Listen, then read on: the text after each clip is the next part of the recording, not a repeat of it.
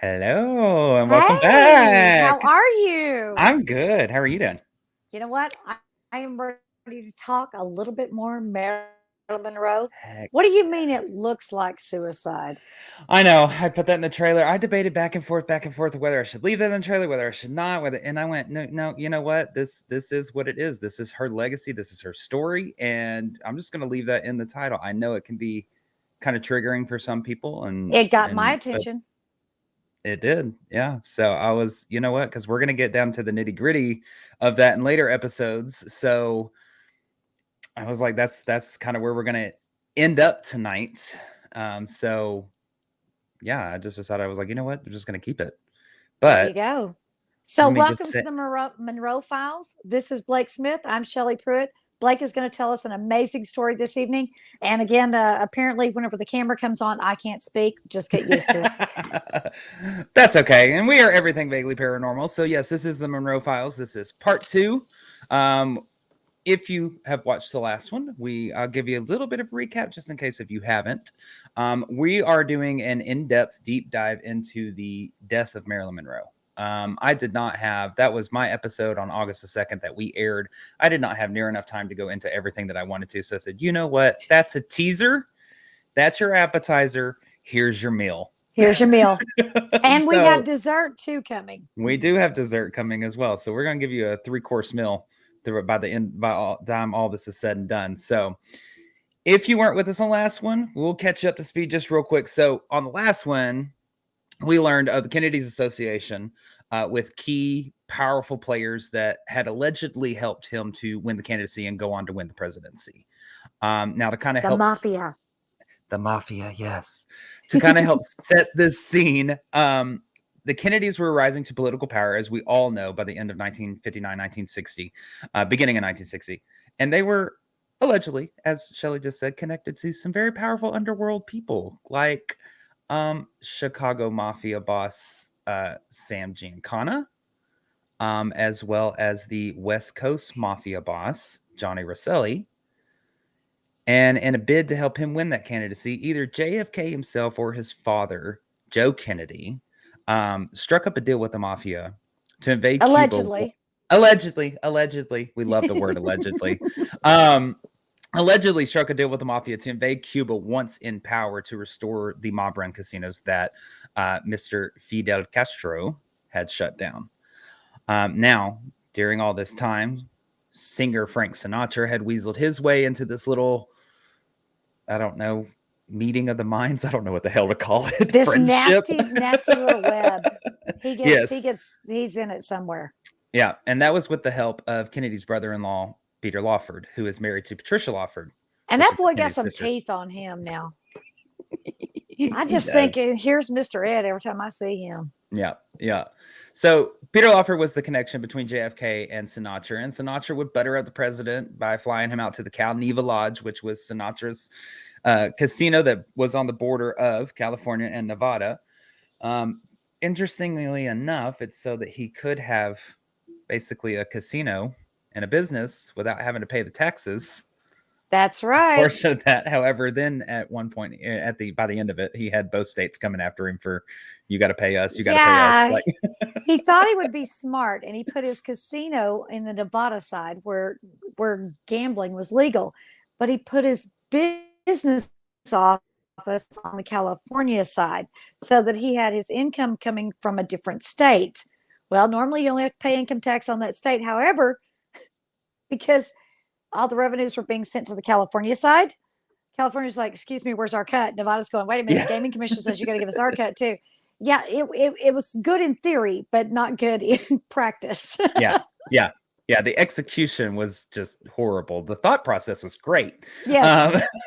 Um, so, however, during all of this, Marilyn strikes up affairs with JFK and with Robert Kennedy, and those are documented through multiple friends, through documents, FBI documents, and stuff like that. And in a chance meeting in 1962 between Robert Kennedy and Marilyn Monroe, is when her infatuation just tends to just skyrocket. And I love that picture of her. I Oh was just about to say God. that. I love that picture of her. I love that picture of her. So, but the issue during this time is that Marilyn Monroe, still setting the scene here, is being surveilled. Words are hard. Yeah. And followed by individuals and organizations such as the FBI, the CIA, the Secret Service, the Kennedy brothers, J. Edgar Hoover, the mob. The list goes on and on. The mob, specifically Jimmy Hoffa and Sam Giancana. So all these people had wiretaps on her house and on her phone. And actually, interestingly enough, I found an interview with one of the gentlemen, an interview with Anthony Summers, that did all these interviews. And yes, he wrote the book Goddess: The Secret Lives of Marilyn Monroe. He did all of these interviews when they reopened the case in 1982. And he actually got to interview Fred Otash. And Fred Otash worked for Sam Giancana specifically for this reason of the bugging of Marilyn Monroe's house. Wasn't he a fixer? Fred Otash was a former police investigator, I believe, turned private eye, that basically worked for, I believe it was Confidential magazine, and to get the dirt and the skinny on the celebrities in Hollywood. Oh. And he was very good at what he did. And in an interview, a different interview, not the Anthony Summers interview, the interviewer asks him, what do you think about this prying into people's privacy? And he was like, well, if it can be seen or read, it's not really private. So I don't feel horrible about it. Fair point. Kind of true. But he says in his interview with Anthony Summers, and I'm going to read this. This is a quote. Summers answers the phone and he asks for Fred Otash, and Otash says yes. And Summers says, hello, Tony Summers here. And Otash says, in a quote later on down in the interview, I worked for and against the mafia. I worked for and against law enforcement. I worked for and against the White House, and I worked for Hoffa. You can't be the head of the Teamsters unless you're approved by the mob. Hoffa was the mob, which we all know that to be true. But he continues to go on. He says, Hoffa had a vendetta for Bobby. Kennedy had a vendetta for Hoffa. Hoffa wanted to neutralize Kennedy. What Hoffa wanted was for me to develop a derogatory profile on Jack and Bobby Kennedy and their relationship with Marilyn Monroe. And he says, and the strategy that was agreed upon was the electronic devices, and the most logical place to set those devices was Peter Lawford's home in Malibu. That was the Kennedy playground. And also wire up Marilyn's home in Brentwood. Bugs were installed in the bedrooms. This is Peter Lawford's house. Sorry. Bugs were installed in the bedrooms and on the phones, and there were 4 bugs altogether installed out there. They were placed under carpets, in the chandeliers and ceiling fixtures. You could wire a telephone 5 miles from the location. And he said, I had sent Danoff, this is a gentleman, John Danoff, out there.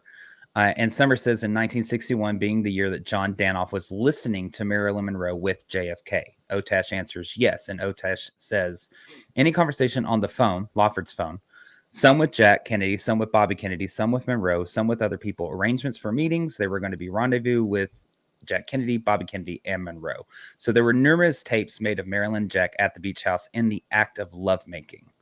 And he said, and someone wired up Marilyn's house on behalf of Hoffa. Bobby Kennedy was there many times. There were more tapes made out of Robert Kennedy and Monroe as opposed to Jack Kennedy and Monroe. I wonder if whenever they were installing all these bugs that they found somebody else's and was like, don't you think so? I mean, somebody else goes in, it's like the FBI comes in, they bug it up, and then Otash and his people come up and they're like, and he steps on it, throws it out the window. Yeah, or something. Like, we don't need that one. Yeah.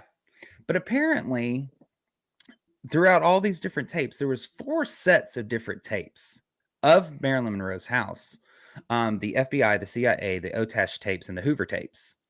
So all 4 of those entities had her house and phones bugged and wired.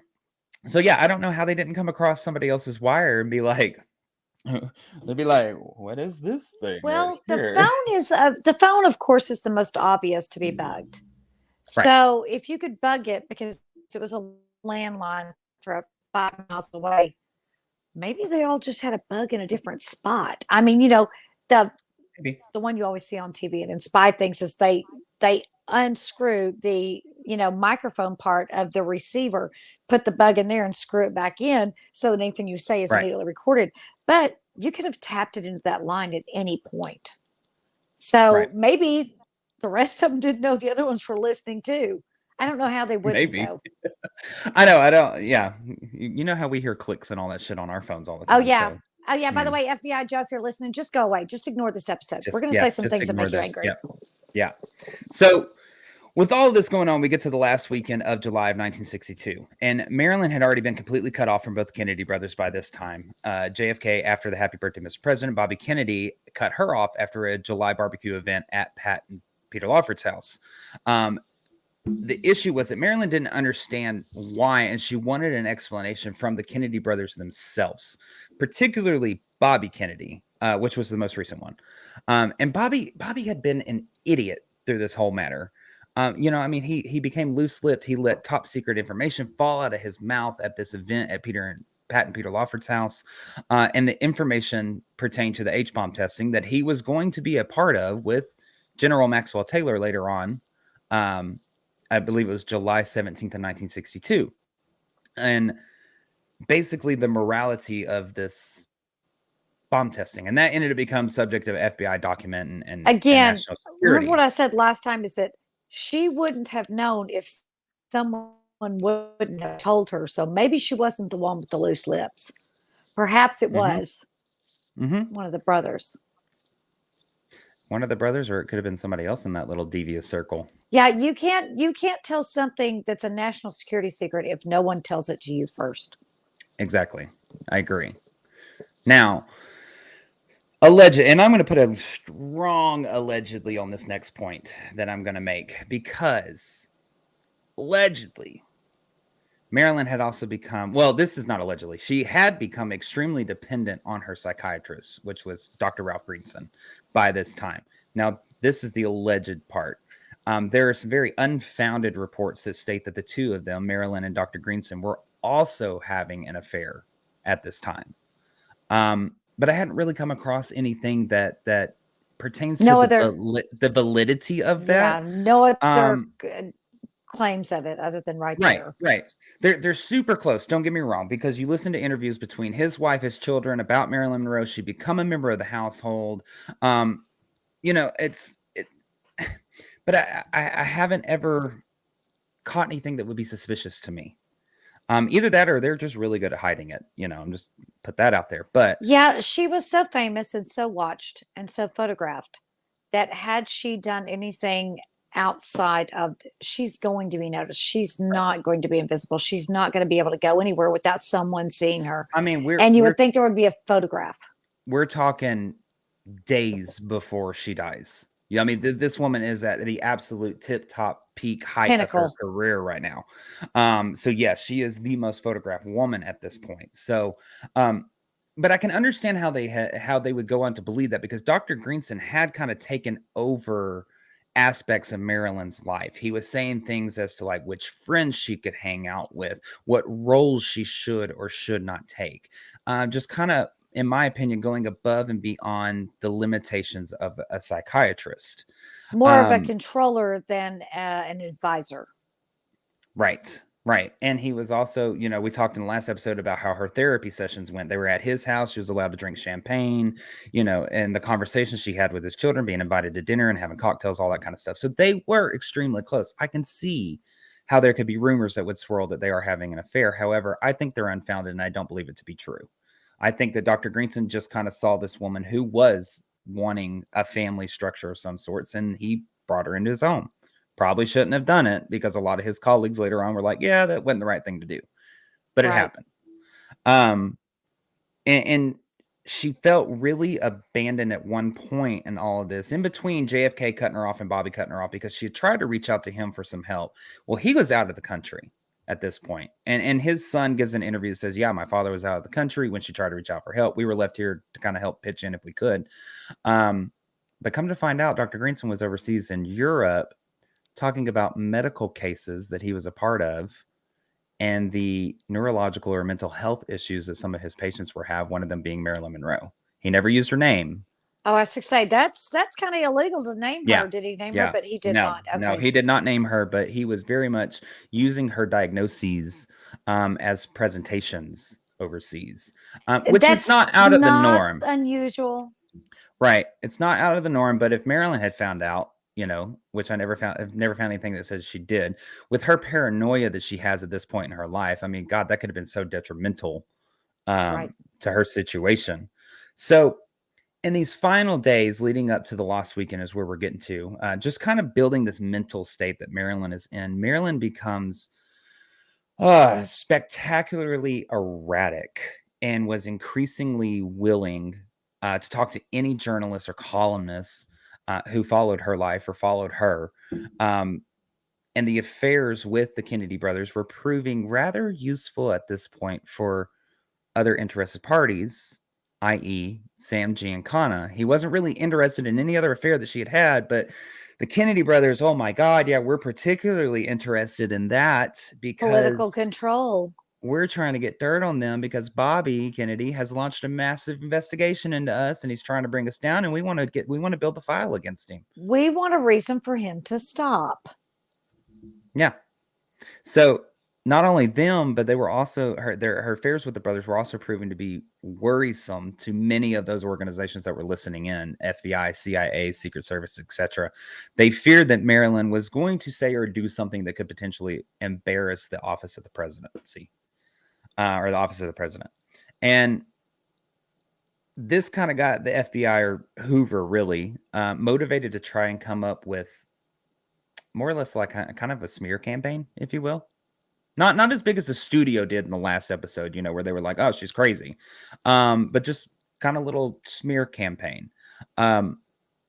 He for later on, FBI documents that are released, I believe it was in the 1980s, reveal that he saw in Marilyn a means to further his own power plays, and so this whole smear campaign comes into play where it's like kind of a controlling thing, because Hoover was known to do that. Hoover was very controlling of celebrities and stars in Hollywood, and running files and documents and all that shit on them.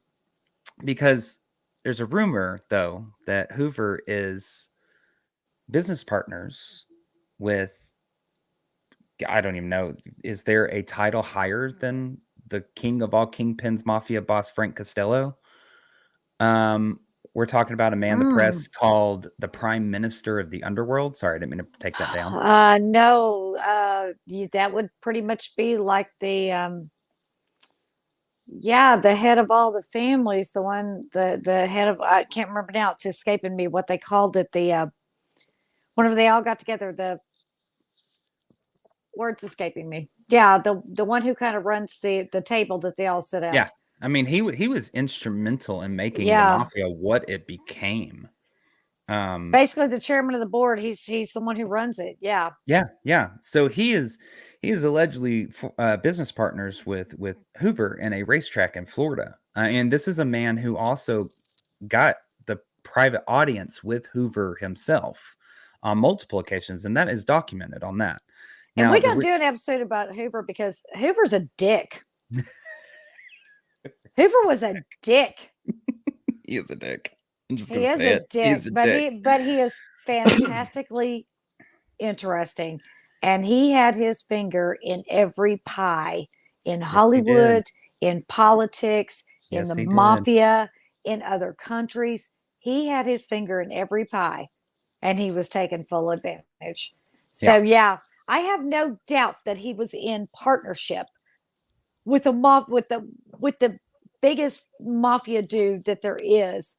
I have no doubt with that. I would not be surprised. Alone until Robert Kennedy jumped in and started making waves. Yep. So the reason why he kept tabs on her is because we talked about the Mexico trip that she took in the last episode, where she's trying to buy furniture for her house. She gets really close to these people who have been basically kicked out of the country for ties to the Communist Party.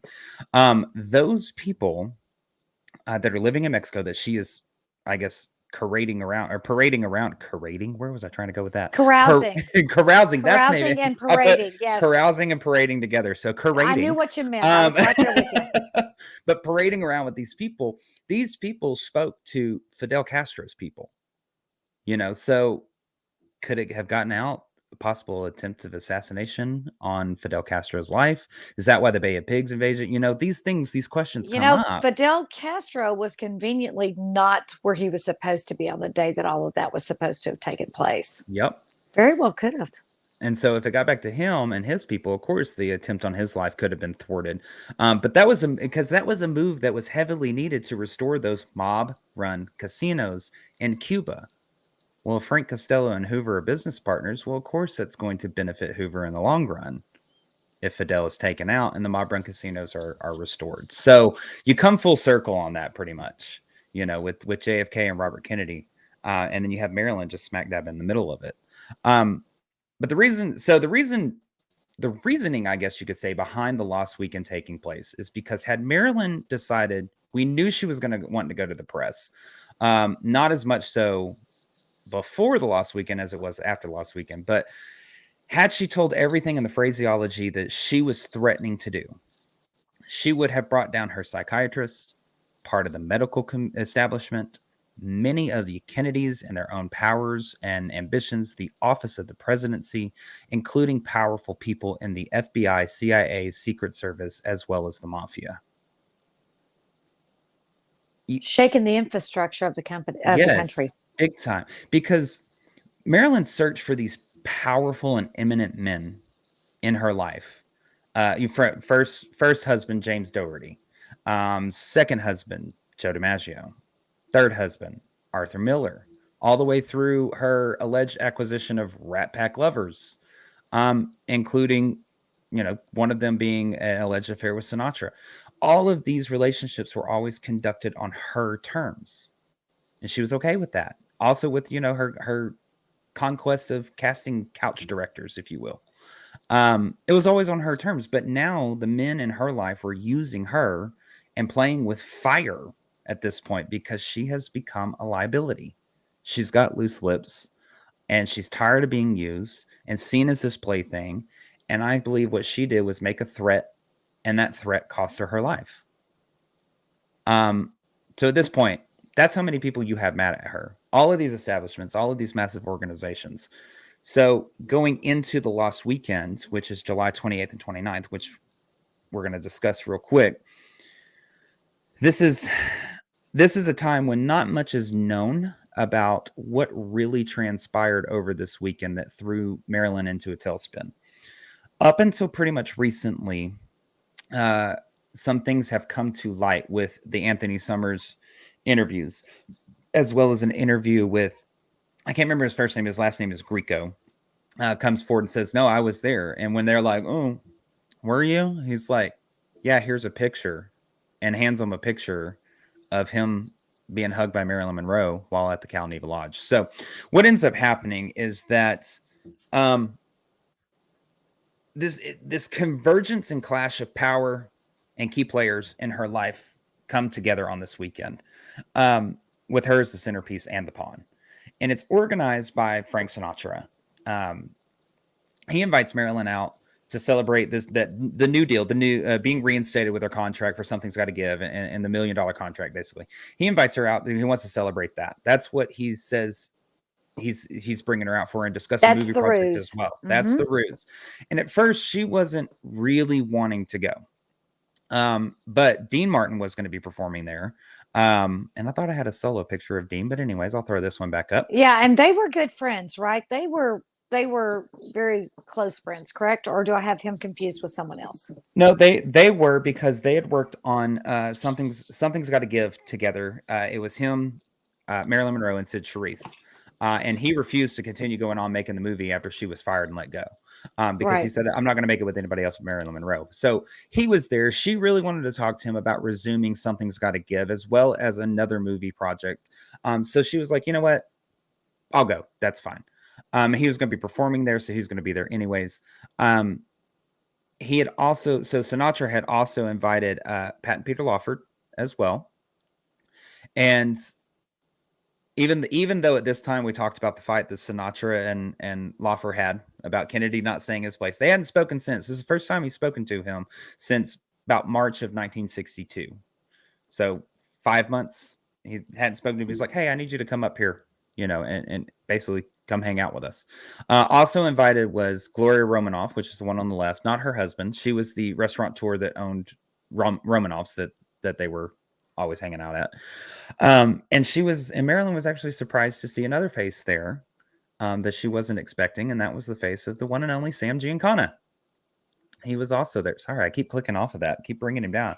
I know Shelley likes to stare at him a little bit. I do. I like those mobsters. So it becomes this, like, again, a mixture of all these key powerful players, and it is documented that because Sam Giancana was there that weekend, he was registered as a guest at the Cal Neva Lodge. Sinatra actually goes on to lose his gambling license because Sam Giancana is registered at the lodge for that weekend. Can't have a felon in your establishment and associate with them. Yes. Yeah, that's so true. And it soon becomes apparent to Marilyn why she's been invited. It's not about the celebration. It's not about anything like that. There's sinister ulterior motives here. Sinister dealings afoot. And she gets it. And basically, Giancana was there because he was going to enforce just how important it was that Marilyn didn't cause any trouble.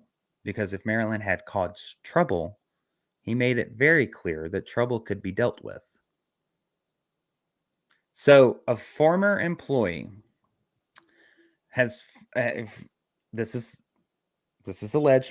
There's no pictures of him there, but he comes forward himself. A former employee of Frank Costello, which we talked about earlier with J. Edgar Hoover, comes forward, and his name, you might recognize his name from The Godfather. He also turned actor after all this. Gianni Russo comes forward, and he says, and I quote, "I was in Lake Tahoe that weekend, again, to be the eyes and ears of Mr. Costello when Sam Giancana and Sinatra was commanded to bring everybody there. She," talking about Marilyn, "went on to the Cal Neva, and there was a wild party that went on that weekend. A lot of the Chicago mob people were there. They had her room set up. They needed Marilyn because they were going to use Marilyn as the ploy. They were going to try and set her up, Bobby Kennedy and John. They wanted to catch the two boys with Marilyn one more time and then threaten them with that blackmail, because nobody's going to vote for a Catholic president cheating on his wife of Marilyn Monroe and the brother Bobby.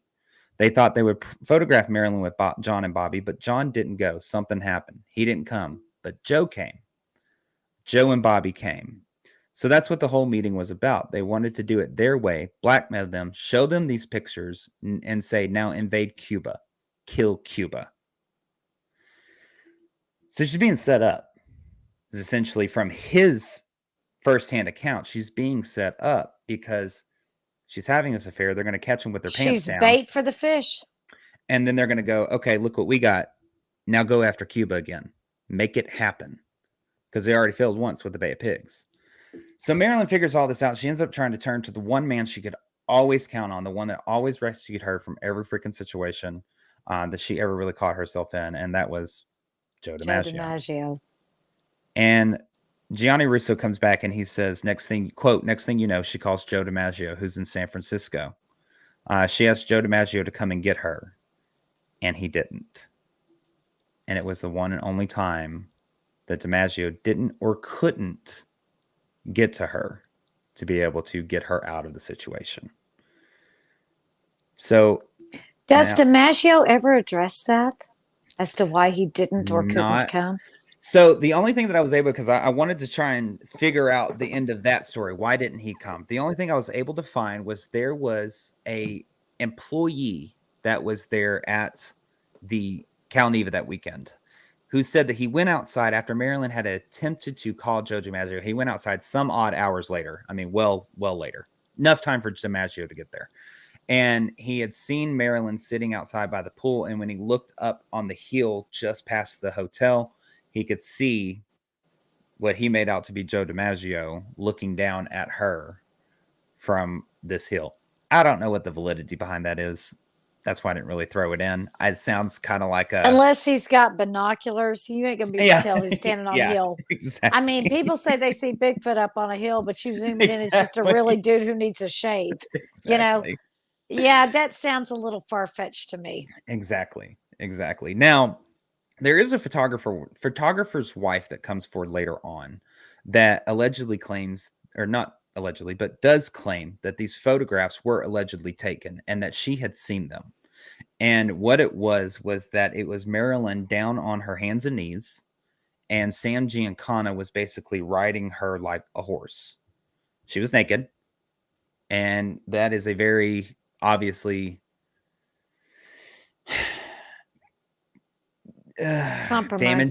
compromising position to be photographed in. Now, photographs have never surfaced. I've never seen one. She's the only one that claims to have actually laid eyes on them. The photographer's name is never mentioned. It's just as photographer's wife. So I tried to chase that down, but that dead ended really quick. But first of all, the mob boss is not going to allow himself to be photographed. Yeah, I agree. Mob bosses get a little snippy whenever you start taking pictures around them. That's a good way to get your legs broken, your camera broken. So Russo comes back and he says, Gianni Russo comes back and says, Marilyn fought back. And I quote, Marilyn went crazy. She said, I'm not going for this. And she went bananas. She said, I'm going public. Bobby was with her, but you could hear the next night that she was screaming, I quote, I'm out of here. I don't want a part of this. I'm out of here. I'm going public. Screw you, Kennedys, is what she said. Now, whether the mob got their pictures or not is one thing, but they did get something. They had a very distraught Marilyn at their disposal. Somebody who had looked at Bobby Kennedy himself and said, screw you. She had said it to his face, and they got that. So it was this situation where she was exploited in the worst way imaginable. Whether the pictures happened or not, mentally, she was exploited in the worst way imaginable. Russo comes back and says, quote, Marilyn Monroe was afraid for her life. This is another claim that he makes for this night. He says, quote, it was a situation where it got out of hand. Marilyn Monroe was taken advantage of. She was physically taken advantage of by people. She was drugged, and they had a wild party up there. Now, there is a little bit of validity to his claim, because I was able to find Sinatra's pilot, Don Lieto, I think that's his first name. I know his last name's Lieto. His widow, Barbara Lieto, comes forward later on and says that on Sunday, July the 29th, he is requested to fly to Lake Tahoe at short notice. And that's where the Cal Neva's at, is Lake Tahoe. Now, according to her, Peter and Marilyn, this is her husband's account through her. He's already passed at this point. Peter and Marilyn returned together, and Marilyn had appeared to be very heavily intoxicated or drugged. Now, when the plane, there's an argument of where the plane should land and all this kind of shit between Peter and Lieto. And when the plane finally lands after midnight on July the 30th, Marilyn was ushered immediately from the plane into an awaiting limo, where Lieto then drove Peter and Marilyn home. So not only pilot, but chauffeur as well. Now, he gets Marilyn home, and a few blocks prior to Peter's house, Peter asked Lieto to pull over because he wanted to make a phone call at a payphone. Because I'm sure by now he learned from Bobby Kennedy that his phone was being tapped or something along that lines. This was about 5:30, 6 o'clock in the morning. And what's interesting is that a lot of people were like, did it ever happen? Did it ever take place? Well, White House phone records actually come back to indicate that the president, JFK, received a call from Lawford on the morning of July the 30th at 8:40 a.m. Eastern time or 5:40 a.m. Pacific time. And Lieto said that they were pulled over for about 20 minutes, and the duration of that call is 18 minutes long.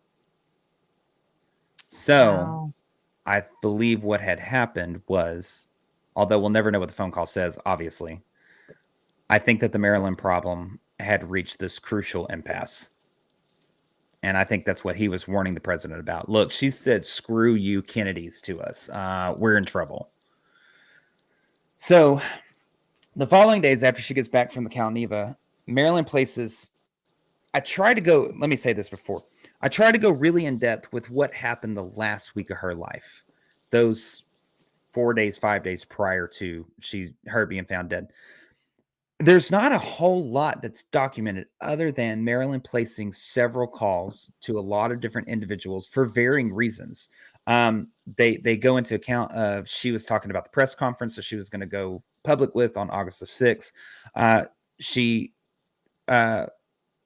was wanted to talk about the upcoming of the restart of Something's Got to Give. She places a call to designer Jean-Louis for a gown for $6,000. He's the one who designed the nude illusion dress that she's saying "Happy Birthday, Mr. President" in. She wanted to go to a premiere of a play called Mr. President that she knew for a fact that JFK and Jackie Kennedy were going to be at. Oh. And she ordered a $6,000 green gown to do it in. $6,000, 1962. Let's put that into perspective real quick. It's a lot of money. Mm-hmm. So she ends up calling, and I found this very weird. You've got this JFK and Jackie Kennedy connection where she's wanting to basically show up and look at me. It's very Princess Diana and the Black Revenge dress moment. I think that's what she was going for. Little black effigy dress, yeah. Look at me now. So she places a call to the hairstylist, Mickey Song, who did her hair for the Happy Birthday, Mr. President. She wanted him to come over, and he thought she wanted to talk about her hair. But what ends up happening is she ends up grilling him about the Kennedys. And it actually comes out later that Marilyn was secretly taping this conversation in order to get something on the Kennedys. So she's actually now begun her own surveillance. Seems only right. In an attempt at this revenge and preparation, obviously, for her press conference that she is preparing for. Excuse me.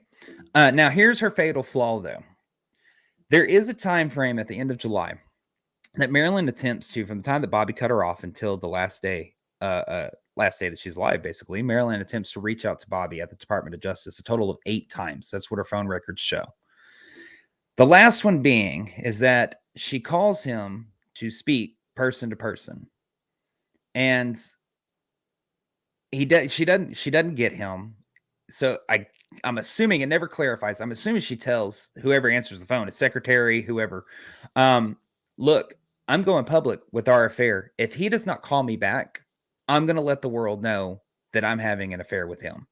I'm going to let the world know that I know of the attempted assassination on Fidel Castro. I'm going to go public with that. And it is alleged that she ended the phone call with, quote, "I know all about that secret airbase in Nevada." Now, Shelley, you and I have talked about Area 51 and JFK, and the fact that it's pretty kind of documented that JFK himself was kind of becoming loose-lipped with Area 51. He was taking people in that he shouldn't have been taking in. And he actually, because of all that stuff with the Cold War going on, he wanted to make things better and said, hey, what if we decide that we tell Russia that we'll pair up with them and we'll both try to get to the moon together? We'll share information. Well, no. The government and the military were like, absolutely not. Because if they did have any kind of alien technology from Roswell, they certainly did not want to give what they had found to the Russians. And this is exactly what JFK at that moment was proposing, to share the information, to, hey, let's all of mankind go together. And the military is going, F mankind, we're going, screw the Russians, da-da-da-da. Yeah, yep. So, he had been a little too, as you put it, loose-lipped with top secret information. Mm-hmm. And so what it was this, that whole phone call was this woman. I don't know if I would even go on the page of saying she was heartbroken. I think she just skipped heartbroken and went straight pissed off. And what happened is that, very spurned. Woman spurned, big time. So she flailed out. And the thing about her, though, is that when she flailed out vengefully and in ways that made her, in many ways, the most dangerous woman in America at this point. And it's not like you or me becoming vengeful. She actually knew crap that could make a serious difference in the world. Yeah. It's not like we know something about, your Uncle Ed. We're going to tell him about him in the barn that night, But no, she had things that could literally change the course of history if she said them out loud. Exactly. And Gianni Russo ends his little interview that he gave on that. He says, quote, "Bobby Kennedy was nobody to fool around with. Knowing her when she said, 'I'm going to the press, I'm going to disclose you,' that's just like taking those pictures," end quote. And we've said many times in different conversations we had on the phone, JFK was bad, Bobby was worse. Yeah. I mean, because Bobby was, if you want to think of it, more of the he was behind the shadows. Yeah, he was He was more in the shadows. JFK had to be perfect in the public eye. Therefore, he had to be above everything. Well, whenever you're not always above everything, grabbing butts and squeezing boobs, you got to have somebody who can say, hey, that was the president. Aren't you impressed? President thinks you're cute. I mean, you had to have a fixer, a cleaner. You had to have somebody to do the dirty work that you were not willing to do. And guess what? Look right over it, Bobby. And I think the issue with this particular situation is instead of cleaning up his brother's mess, he ended up falling. Tracking mud all over the floor. Yep. So, however, all these conversations taking place between all of her friends, these phone calls taking place, the damage is done. And on August 5th at 4:25 a.m., Dr. Hyman Engelberg, her physician, places a call to the Los Angeles Police Department and states, quote, Marilyn Monroe has died. She's committed suicide. And the headlines the next morning read an 80-point type, Marilyn Kills Self, blames pills. But that, to me, is where the questions only begin. It's not the end. Because based on eyewitness testimony, we can kind of paint this picture of how the final day and night of Marilyn Monroe's life went on. So, to back it up just a little bit, I'm going to give you the actual timeline that was told to police, the initial actual timeline, because we are going to come back and revisit this time and time again. So, pay attention. So, on August the 4th, Marilyn gets a phone call from her publicist, Patricia Newcomb. And she tells her, hey, I'm sick. I'm not feeling too well. I need to go to the hospital or something along that line. She had like a stomach bug or, just something. Oh, and by the way, this is all that's told to the arriving officer. This is him older. This is Jack Clemens. And later time, I believe this is in the 80s. He was the first officer on scene. So just to throw a face out there of who's being told this story. Patricia Newcomb calls Marilyn and says, hey, I'm sick, yada, yada, yada. And Marilyn says, you know what, instead of going to the hospital, why don't you come here for a nice long rest? You can sunbathe, lay out by the pool. You can do all of that stuff and you can get better. So she agreed. And Marilyn wakes up on August 4th. And there is a phone call that I'm going to say allegedly takes place because I kind of found out later on that these two may not have been as close friends as this story tells. But a phone call was allegedly placed to another actress and friend, quote unquote, Jean Carmen, that is asking her basically, hey, would you come over and spend the night with me? She's like, you know what? It's my birthday. I've got plans. I got to go do this. No, I'm just going to have to. I've got other stuff that I can attend. So that's at 6 o'clock in the morning. At 8 o'clock in the morning, Eunice Murray arrives. Now, I know you're making a face, but Marilyn was known to make phone calls well into the early hours of the morning. I'm not expecting someone on the other end to answer. That's what I'm saying. This 6 a.m. phone call, she may have made it, but there are very few people I know who are wealthy enough that they can sleep in that don't. I ain't gonna freaking answer my phone call at 6 or phone at 6 a.m. Well, see, I would, but I'm that person who doesn't freaking sleep. Yeah, but you don't sleep, exactly. I don't sleep, yeah. So at 8 a.m., we're on August 4th still. At 8 a.m., Eunice Murray arrives for work. Right behind her, because he's also her son-in-law. This is Marilyn's housekeeper, by the way. But right behind her, who's also her son-in-law and Marilyn's handyman, is Norman Jeffries. This is a picture of the two of them together. He arrives at work shortly after that, no later than about 8:30 in the morning. He begins working on the kitchen tile. So the house is under renovation at this point. Sometime after this, Marilyn emerges from her room in a robe. She goes and she makes coffee, which is according to Eunice Murray. And Patricia, no, I'm sorry, let me back up. 10 a.m., Larry Schiller, who's a photographer, he was the one who took the photographs of Marilyn nude on the set of Something's Got to Give, the famous swimming pool scene. He's the one who took the photos. He arrives at the house to discuss the photos with her about being placed in Playboy.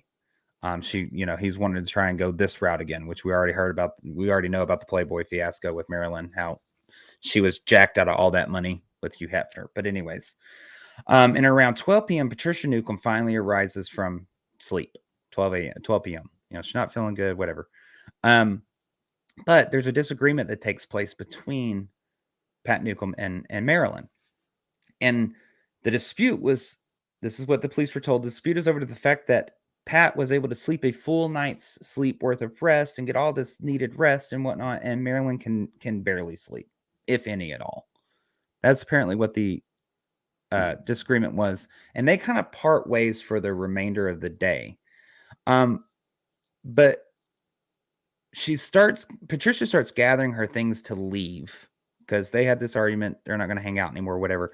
And she says that as she was going to her car, Eunice popped her head out and was like, "Hey, have you had breakfast or lunch or anything like that?" She's like, "No." She's like, "Well, come on back in, and I'll fix you something to eat, and you have something to eat before you leave." And Patricia ends up staying the remainder of the afternoon, well into the afternoon, which to me kind of doesn't make sense. That doesn't make sense to me either, because if I've just had a fight with you and we're now arguing, I'm not going to stay at your house. And I'm definitely not going to come back in whenever your housekeeper says, my boss won't care. Come let me make you lunch. First of all, your housekeeper shouldn't do that, but.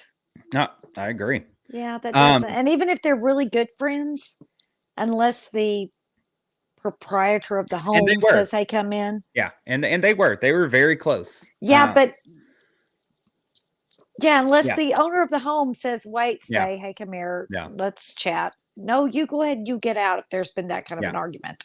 Yeah, and so she ends up staying later on to the afternoon, even after the fact that Marilyn says there's a quote from Eunice Murray that says that at one point later in the afternoon, this is after Pat Newcomb has had lunch, that Eunice sat down and ate with her, that Marilyn pops her head around and says, "Hey, do we have any oxygen in the house?"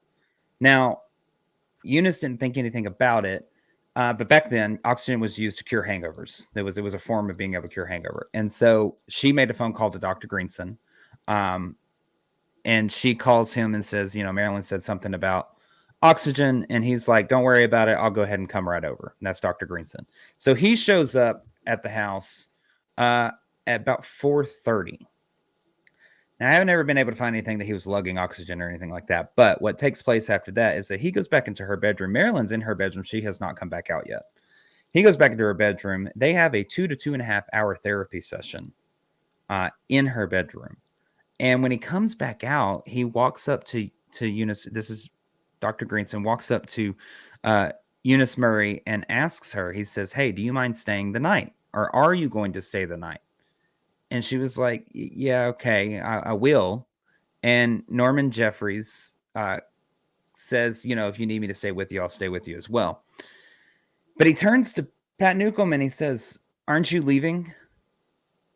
And supposedly she just gets up and she walks out. Now, this is all 2.5 hours after he got there at 4:30. So we're about 6:30, 7 o'clock at night at this point.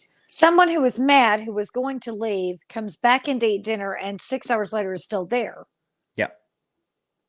Pretty much. Yeah. That doesn't make sense to me. And he just looks at her and he says, weren't you leaving? Aren't you leaving? Or are you going to leave it? Something along those lines, that she gets up and she leaves the house. Ask him pretty much, why are you still here? Yeah. Basically. Yes. Okay. And so she gets up, she leaves. Now around 7:30, Joe DiMaggio Jr. calls, Joe DiMaggio's son, obviously, and he wants to speak with Marilyn, and she comes to the phone, and this is about 7:30. Like I said, he does confirm that time, that it is 7:30. He says that she was happy. She sounded normal. She was fine. They were talking about his engagement that he had broken off from the girl that Marilyn didn't like. She was ecstatic about it. She actually called Dr. Greenson after he had left and after that phone call to tell him, "Hey, this happened. I'm so over the moon about it." But it's also around this time that at about 7:30, that supposedly Peter Lawford, who's at his beach house, calls Marilyn, and she sounds groggy. She doesn't sound like herself. Her speech is slurred. And in the conversation, she tells him, and I quote, "Say goodbye to Pat, say goodbye to Bobby, say goodbye to the president, and say goodbye to yourself because you're a nice guy." And the line goes silent. Now, Marilyn didn't hang up, but supposedly she had lapsed into unconsciousness at this point. Peter attempts to call the phone line back, to which the operator says, "Hey, the thing is off the receiver. It's busy. I can't get through." And frantic, Peter told, I believe it was his manager, that he basically needed to go over to Marilyn's house, and to which his manager was like, dude, get a grip. You can't race over there. If this is what it is if she is overdosing again, you can't go over there. So he stops to think of what he can do. Well, he places a call to Mickey Rudin's office, which that's Mickey Rudin on the left, to Mickey Rudin's office, which is Marilyn's lawyer. And that's a documented log call at his office, that his office did receive a call at 8:25. At 8:45, Rudin places a call to Marilyn's house, and Eunice Murray answers. And he says, hey, I just wanted to check on Marilyn. Is she okay? Well, it's about, like I said, 8:45, 9 o'clock at this point. Eunice looks at the door, sees the light on, sees the telephone cord running underneath it, and goes, she's all right. And he goes, okay, cool. And Eunice Murray goes to bed at about 10 o'clock. Now, what was told to the police is that around midnight is the original time that Eunice wakes up. She still sees the light coming through the bottom of Marilyn's door. She becomes concerned. So she places a call to Dr. Greenson. He tells her, go outside, look in the window, check on her. Hey, he calls her back, or she calls him back, sorry. Says, hey, she looks weird. She's in her bedroom. She's laying on her bed. He comes over at about 12:30 in the morning, looks in the window, sees her laying on the bed. She is nude. He breaks the window. He goes inside. He unlocks the door to let her in. And there they find the body of Marilyn, dead in her bed, nude, clutching the telephone receiver. And then Dr. Greenson places a call to Dr. Engelberg to come over. And he comes in and he says, yeah, she's dead. You know, he's the one to pronounce her. He's a physician, basically. Her arms were tucked up underneath her. Her face was slightly turned to the right. And the other hand was what was allegedly clutching the telephone receiver. On the nightstand, there were pill bottles, one of them being a prescription for 25 Nimbutal tablets that was filled on August the 3rd, and no capsules were left in the bottle. And it's been debated over the years whether the amount was 25, 30, 50, or anything like that. But there is actually a receipt from the pharmacy that shows that the prescription was for 25 tablets. So, case closed on that.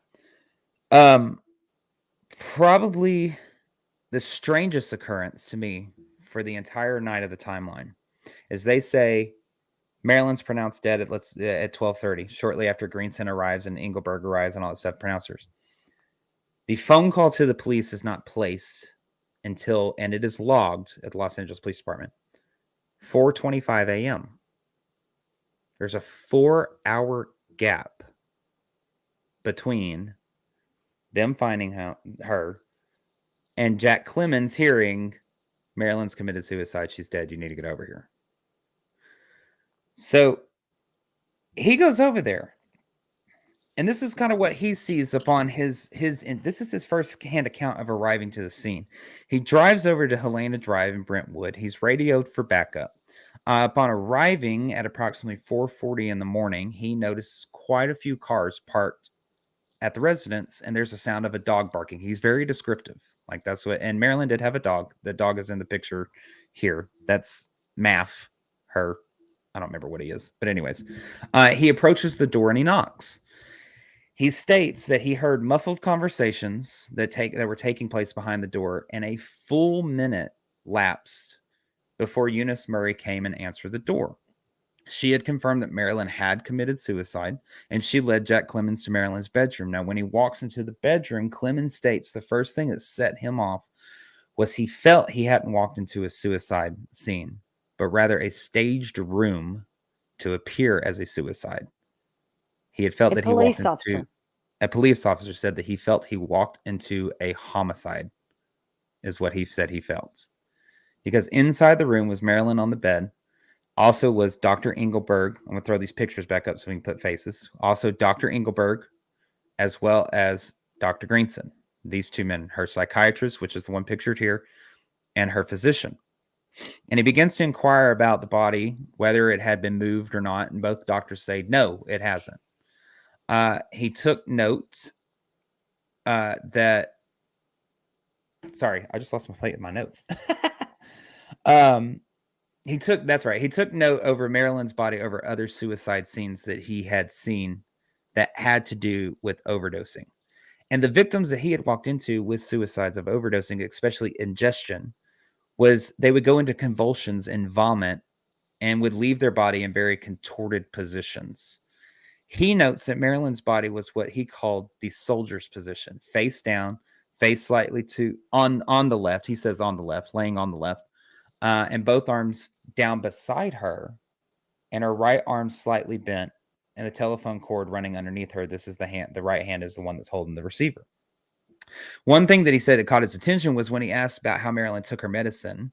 He asked if she had had intravenous medication. Both the doctors responded with no. However, Engelberg was super quick to come back and go, oh, but by the way, I have been giving her injections. She's been fighting bouts of colitis and diarrhea, and I've recently given her an injection. Now, there's a little bit of validity to that because there is a bill from Dr. Engelberg's office, conveniently, dated for, I believe it was August the 3rd, that went to Marilyn's estate after Marilyn had died for an injection. Oh yeah, you can backdate anything though. Yeah. So Clemens leaves the room. He walks out of the room and he goes and he locates Eunice Murray, and he walks up to her. When he finds her, he notices that she is doing laundry, which is kind of a strange initial observation, you know? He had said that it appeared what he thought clean sheets had been placed on the bed, is what he thought, and the housekeeper is doing laundry. Again, okay, maybe not out of the norm, but while your employer is laying dead in their bed, you're Yeah, in she here ain't gonna need doing. any clean sheets now. Yeah. Now, it's been contested over the years of whether she was actually doing laundry or not, because somebody has come forward and they basically said, hey, look, here's the receipt where Marilyn bought all of her appliances and a washing machine is not on it.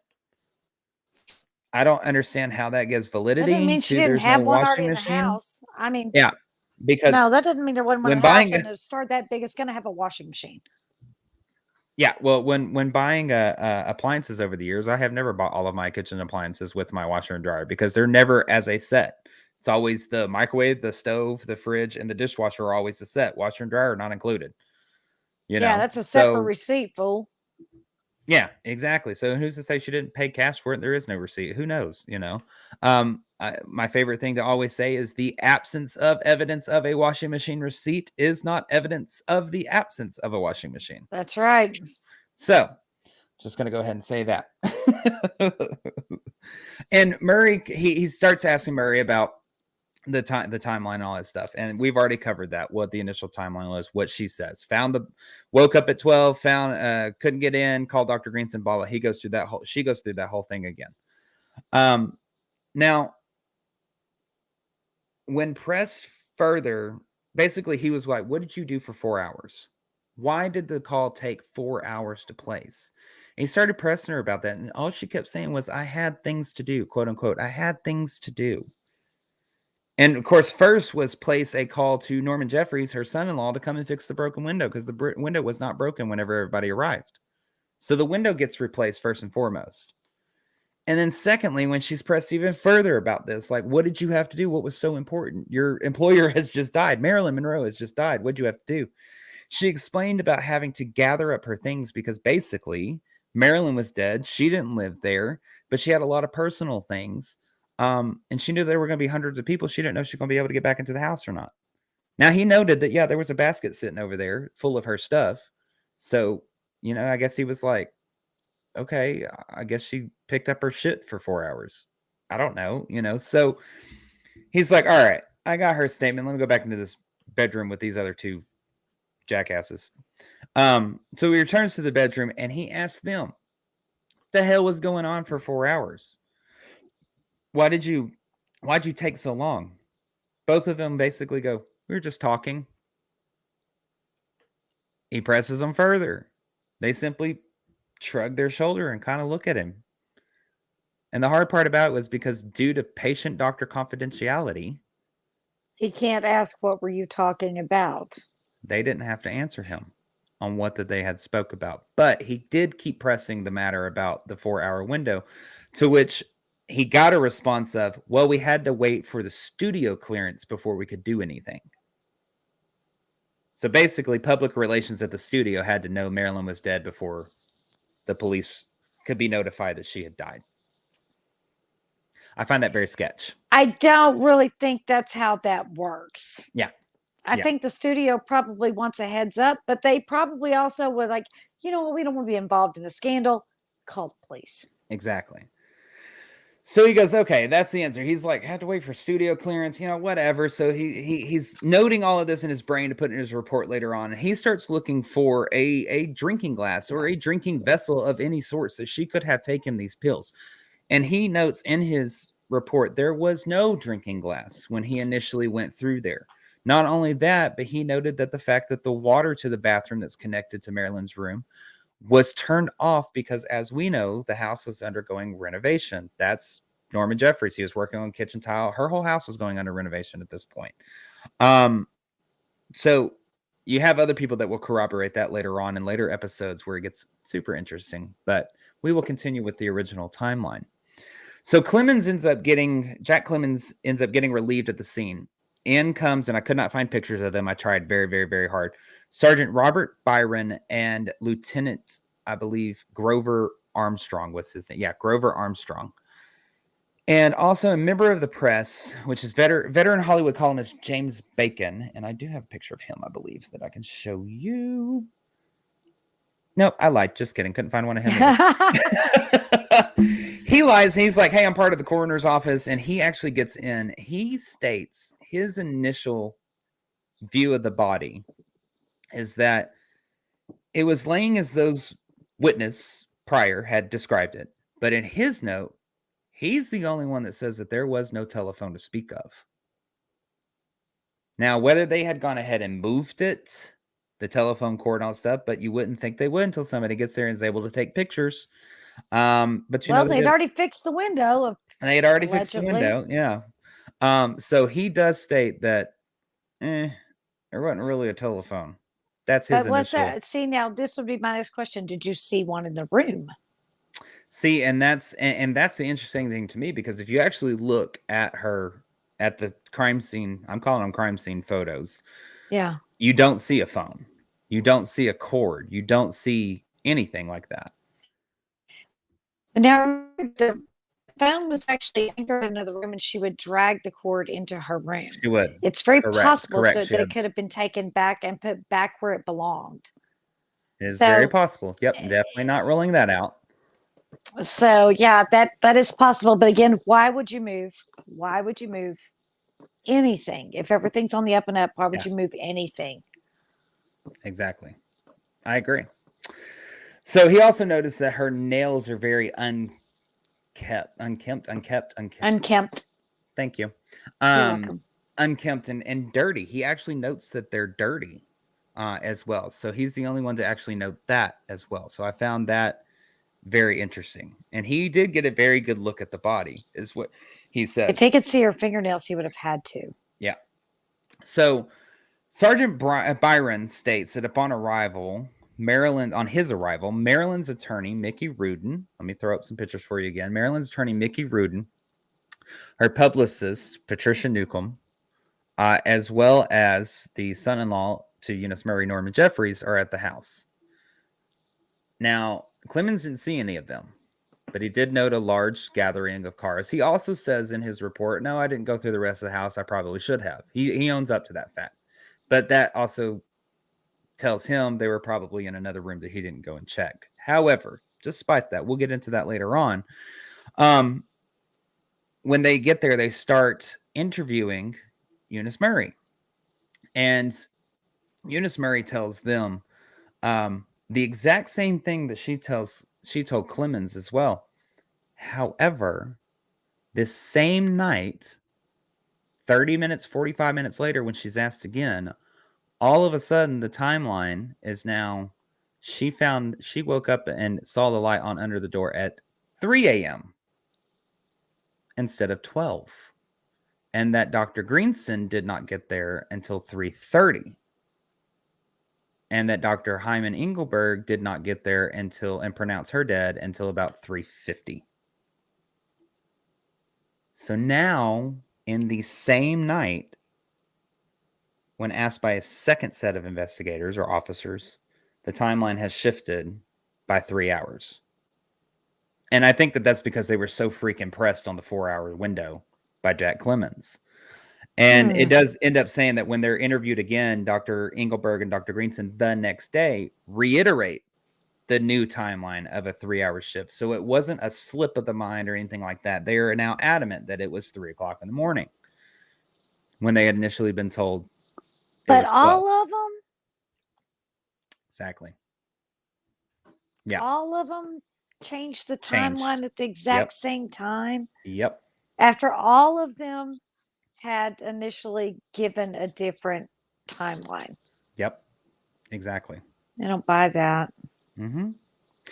So at 5:45 a.m., Guy Hockett, who's the owner of the Westwood Village Mortuary, arrives on the scene, and that's when James Bacon, who pretended to be part of the coroner's team and mortuary team, he was like, "Oh shit, I'm busted," and hightailed it out of there.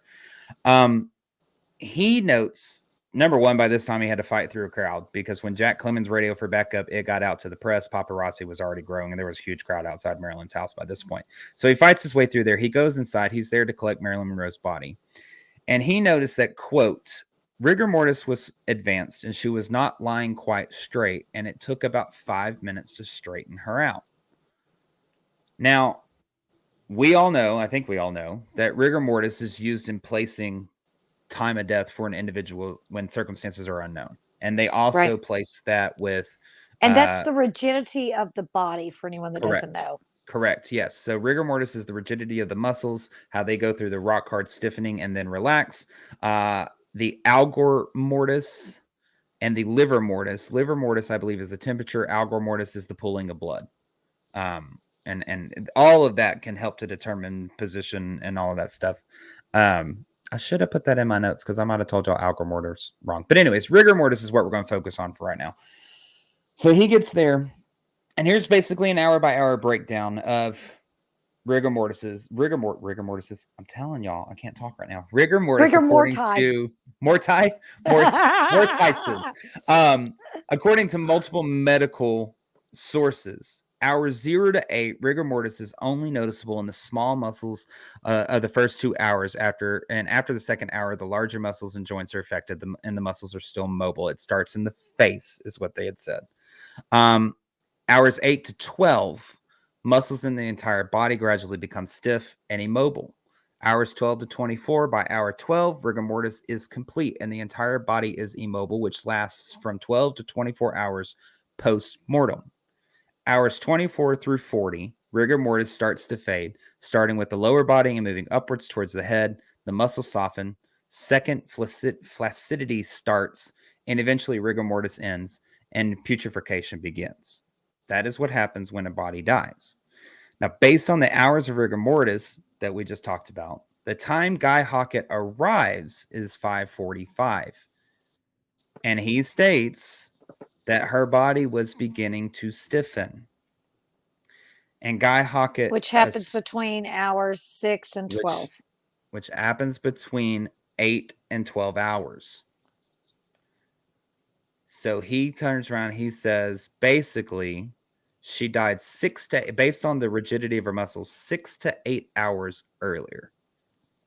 And this equivalates to around 9:45 p.m. or 11 to 11:45 p.m. on Saturday, August the 4th of 1962. And that kicks off your biggest discrepancy with this whole thing about Marilyn Monroe and the shift in the timeline.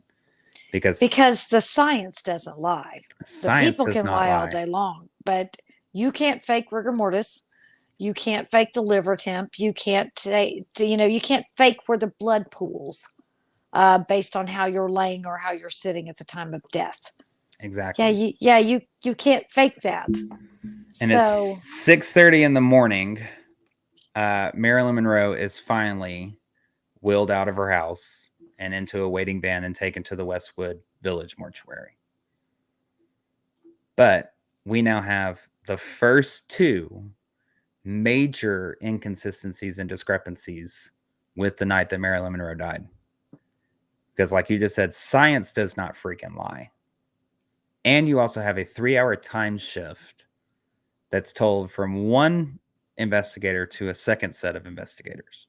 And all three of the main players shifted At at the the same same time. time after prior at different times telling what I would believe would be the more accurate story. Mm-hmm. And I do believe that it was because they were pressed so hard by Jack Clemens about that 4-hour time period. They thought we're Why not they going to be able didn't to call pull the this police. off. Exactly.